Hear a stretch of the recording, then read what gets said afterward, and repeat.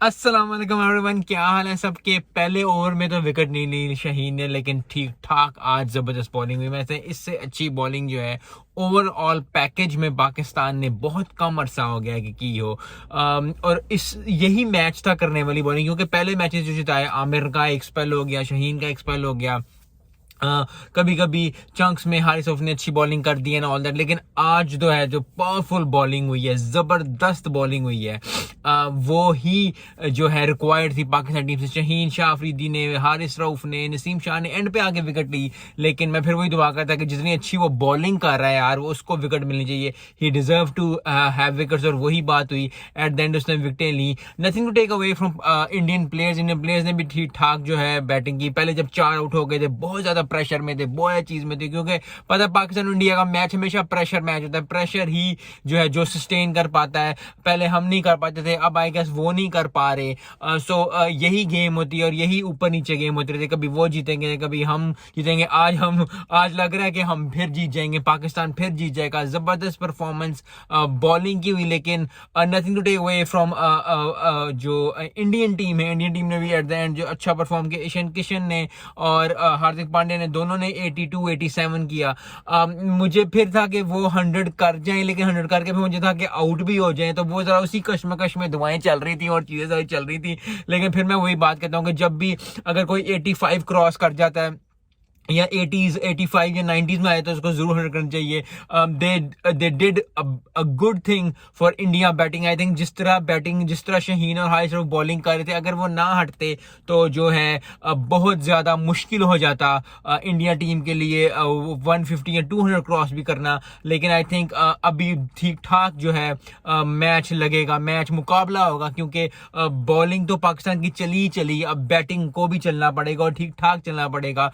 260 score को बहुत ज्यादा स्कोर है। कुछ लोग कह रहे हैं कि 300 से कम स्कोर है, तो ठीक है, कुछ नहीं होता। ये वो बातें चल रही थी, बातें चलना शुरू हो गई कि जी 260 आसानी से जीत जाएंगे पाकिस्तान की बॉलिंग। लेकिन फिर भी वही बात याद रखेंगे, प्रेशर गेम है। अगर इंडिया के बैट्समैन पे प्रेशर था, तो पाकिस्तान के बैट्समैन पे प्रेशर होगा, क्योंकि 266 जो है वो स्कोर होता है कि जो ना ज्यादा होता है ना कम होता है वो डीआई में। क्योंकि 250 से प्लस, 250 से माइनस हो, या थोड़ा सा कम स्कोर हो, तो बंदा लगता है कि यार ठीक है बहुत कम स्कोर है। लेकिन 250 प्लस स्कोर हो जाए तो फिर ऐसा स्कोर होता है कि वो बहुत ज्यादा कंफ्यूजन स्कोर होता है। अगर आप अच्छा खेलेंगे तो फिर कहेंगे, क्योंकि बैटिंग चलनी ही पड़ेगी, बाबर आजम को चलना ही पड़ेगा, इमामुल हक को चलना ही पड़ेगा, फखर जमा को चलना पड़ेगा। आई होप कि फखर जमा ठीक ठाक फेंटी लगाए आज, और आज जो है वो अपने सारे जितने पिछले मैचेस में उसने स्कोर नहीं किया वो काटे, और ठीक ठाक जो है फेंटी लगाए इंडिया को। यहाँ मैं सिर्फ एक बात करना चाहूंगा, वो ये बात करना चाहूंगा कि काफी लोग जो है सोशल मीडिया में उस पर कह रहे हैं कि जी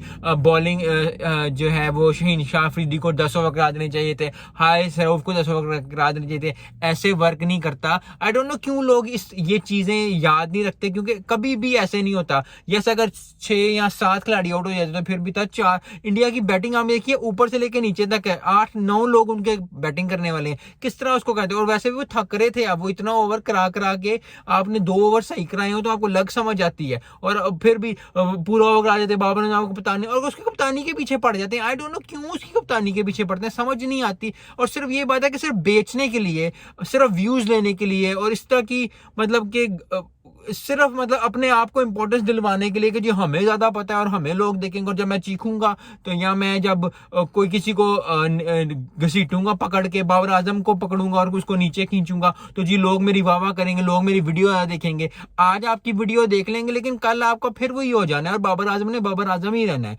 क्योंकि बाबर आजम जो है बाबर आजम ही था, और बाबर आजम ही है, और बाबर आजम ही रहेगा। तो उसको कोई फर्क नहीं पड़ता कि अगर आप सिर्फ आज उसके नाम पे 50 60 80 व्यू, या 10,000 या 20,000 या चलो मिलियन भी व्यू ले लेते हैं, आज ही ले पाएंगे, बाद में आपने ले नहीं पाना, क्योंकि उसने फिर उसी तरह खेलना है। पाकिस्तान टीम ने उसी तरह खेलना है। इंडिया टीम का भी इसी तरह ही है कि इंडिया टीम को जी बैटिंग नहीं खेलनी आती, विराट कोहली को बाहर निकाल दो, बूढ़ा हो गया है, इतना स्कोर नहीं करता, रोहित शर्मा को कप्तानी से हटा दो। और यार 4 आपने बॉलिंग देखी है पाकिस्तान की, मतलब तबाहकुन बॉलिंग है उनकी। और उनकी बॉलिंग पे भी अगर आउट ना होंगे, इंडियन प्लेयर्स नहीं आउट होंगे, साउथ अफ्रीकन नहीं आउट होंगे, ऑस्ट्रेलियन नहीं आउट होंगे तो फिर इस बॉलिंग पे अगर आउट नहीं होंगे तो किस पे आउट होंगे?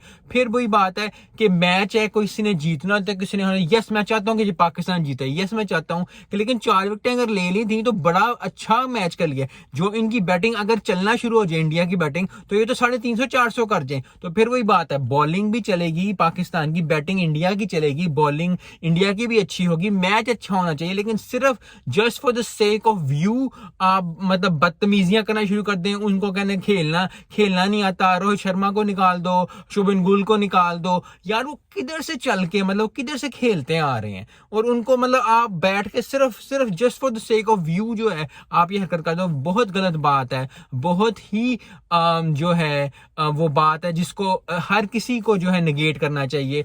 यस मैं भी वीडियो बना रहा हूं, मैं भी चाहता हूं कि मेरी वीडियो देखी जाए, मैं भी चाहता हूं कि मेरी वीडियो को पसंद किया जाए, लेकिन किसी को बुरा बना के अच्छा नहीं बना जा सकता। ये आपको हमेशा समझनी चाहिए, अक्ल रखनी चाहिए बंदे को, कि अगर आपका काम अच्छा होना चाहिए, ना कि किसी को बुरा बना, क्योंकि वो बुरा है इसलिए मुझे व्यू मिल जाए, या मैं अच्छा इसलिए हूं क्योंकि जी फलाना बुरा है इसलिए मैं अच्छा हूं। मैं अच्छा हूं क्योंकि मैं अच्छा हूं, अगर मैं बुरा हूं तो मैं बुरा इसलिए हूं क्योंकि मैं ही बुरा हूं, या मैं अच्छा हूं या मैं अच्छा हूं। तो वो फर्क होना चाहिए उस चीज में, किसी को बुरा बना के अच्छा नहीं बना जा सकता।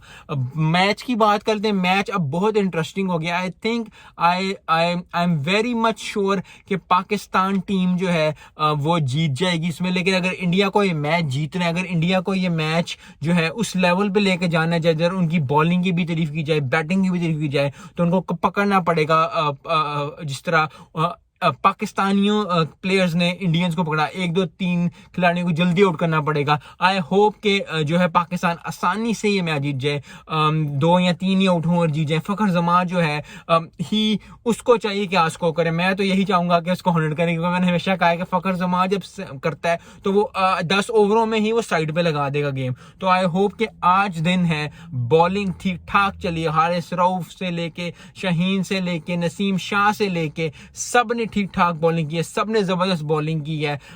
अब बैटिंग की बात है, और बैटिंग पाकिस्तान को अपनी टॉप नॉच करनी पड़ेगी, ऑन द टॉप करनी पड़ेगी। शाहीन शाह अफरीदी ने, हारिस रऊफ ने और नसीम शाह ने प्लेटफॉर्म सेट कर दिया पाकिस्तान के लिए। बैटिंग जबरदस्त होनी चाहिए। फखर जमान, बाबर आजम, इमामुल हक रिजवान, इन सबको जो है अगले बॉलर्स पे नहीं बैटिंग पे देनी चाहिए। 4 ही कर जाएं तो बेहतरीन है। मिलते हैं नेक्स्ट वीडियो में। अस्सलाम वालेकुम।